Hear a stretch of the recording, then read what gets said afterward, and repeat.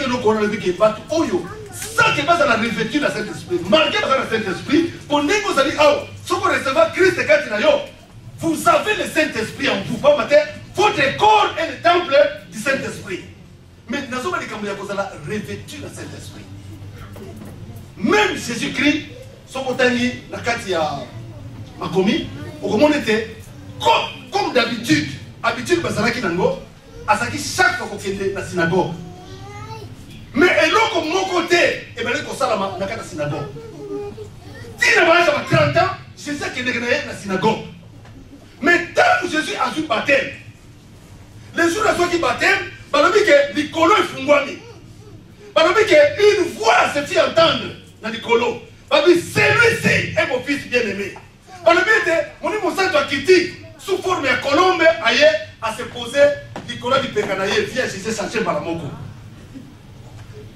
mais Jésus a été conçu par le Saint-Esprit Jésus balobi que bana mo mwana ye a été rempli le Saint-Esprit mais quand ça la revêtu le Saint-Esprit ça dit on soit mouya on se permettre yo que OK ne oso on ça na ko banga te on ça na ko témoigner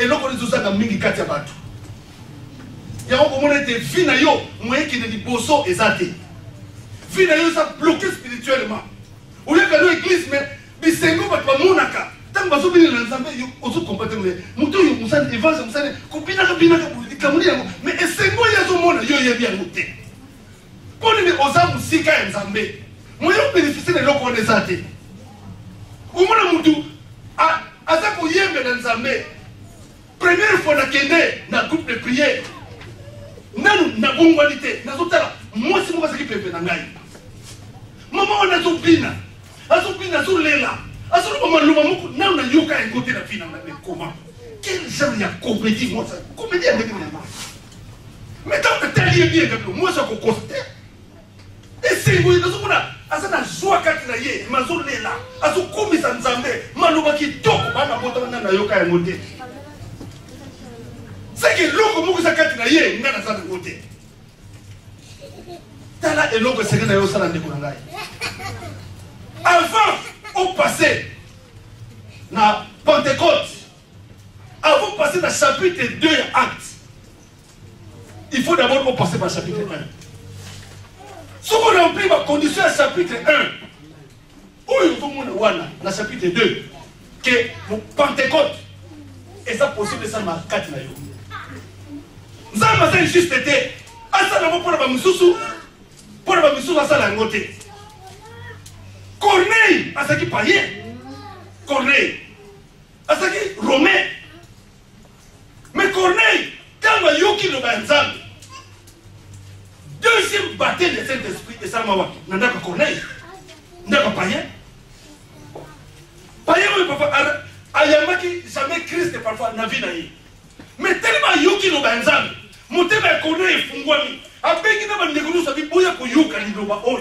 Pire à sa côté. Nous sommes pas des calmes, mais ils ont fungwama. Parce qu'ils ont connu le baptême du Saint-Esprit. Ce qui est là, ils ont connaître un mot parfois. Pour ôter ma calme, la carte à vie. Mais les gens qui ont la confiance, ils ont pour libérer les gens. C'est ça le bail. Vous connaîtrez la vérité. Et la vérité vous affranchira. Zamba na posa na yo. Zamba na posa à utiliser yo. Zamba na posa no boko na ye. Et ça la carte bomo na yo. Mais malamingi parfois vous comprendre un mot. Pour nous papa passer na yo. Nengo koleli. Et ça va influencer la vie chrétienne na yo.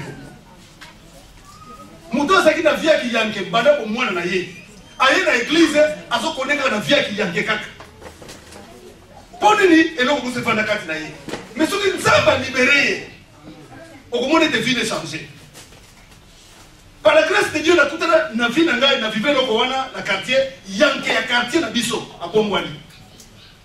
Il y a l'église pour la deuxième façon. Il y a des amis qui sont barisque. Il y a des micro qui sont assemblés. Yanké, il y a Bomwani. Ah, viens Zambé. Viens Zambé. Viens Zambé. On est à Baboula, on est désolé. On est Zambé. Ah, viens. Donc, à ça la prière, mon corps, tu vas quelqu'un qui sait. Mais, à ça, nous allons Zambé, tout Zambé. Mais prière, le langage n'a pas changé. Mais jour maintenant, petit à petit, à se comprendre comment Nzambe. Petit à petit, le langage ne va pas changer. Petit à petit, c'est vrai, Jésus a levé l'homme. Jésus a hier et pas voyé qu'on a appelé ordre. Dans verset 4, je vais le dire. Or, un jour, après sa résurrection, c'est-à-dire, or, un jour, qu'il prenait un repas avec eux, il leur recommanda de ne pas quitter Jérusalem, mais d'y attendre que son père leur accorde les dons qu'il leur avait promis. Jésus a pris ordre et pas bailler qu'on aille. Bien de même, tout ça dit pour le lot. Zamba peut s'arrêter sur ordre de belé. Bala nangai, pour ça la boy. Ceux qui vont salir boy, n'a jamais la ça la boy. Ceux qui vont salir boy, n'a jamais la ça la boy. Mais tu ne l'as parfois, au monaka, le beau quoi Nzambe te kate bomo inayo. Oza komituna, est-ce que Nzamba ko kokosa? Est-ce que Nzamba ko kokosa la injuste? C'est ça. Oza comprendre le télé. Comment bamisusu parwake na moni Nzambe aye ko lobelanga? Bamisusu mais pourquoi ngana ko vivre un côté pourquoi? Jésus a pris mon ordre. Alors bina bango, ngana za ko kende. Mais bino eloko moko na ko senga na bino. Allez rester à Jérusalem. Allez attendre à Jérusalem. Bon si la kuna ti mokolo oyo boko sala revêtu na nguya oyo molimo santo akoyeba kotia kati na bino. Allez attendre. C'est vrai ce qui passe qui batu ya molimo ya koyoka te. Oyaki totiki misala na biso kana tika pesa na tika babato na ngai. Na landio na kanzaki ko sala mu compte armée na kanzaki ko former armée mo to benga ba romain en plus on ndimi ba kamera ba bomayo si bana mo o kufi o lamuki o so lo bana suke yo na ninga na te na Jérusalem ça c'est qui facilité pour la bango allez attendre mais ce qu'on t'a dit na kata ba konya Nzambe o komona te eloko liboso bango ba sala keza nini ba yokaki et ba kendeki à Jérusalem. Jésus a levé na bango na neuf comment on a été. Après ces mots, ils se levaient dans les airs et un nuage les cacha à leur vue. Ils gardaient encore les yeux fixés au ciel pendant qu'ils s'éloignaient, quand deux hommes vêtus de blanc se présentèrent devant eux et leur dirent: Hommes de Galilée, pourquoi restez-vous ainsi à regarder le ciel? C'est Jésus qui a été enlevé au ciel du milieu de vous. On redescendra un jour de la même manière que vous l'avez vu y monter. Alors les apôtres quittèrent la colline qu'on appelle Mont des Oliviers, située à environ 1 km de Jérusalem, et rentrèrent en ville. Jésus a pris bango mibeko.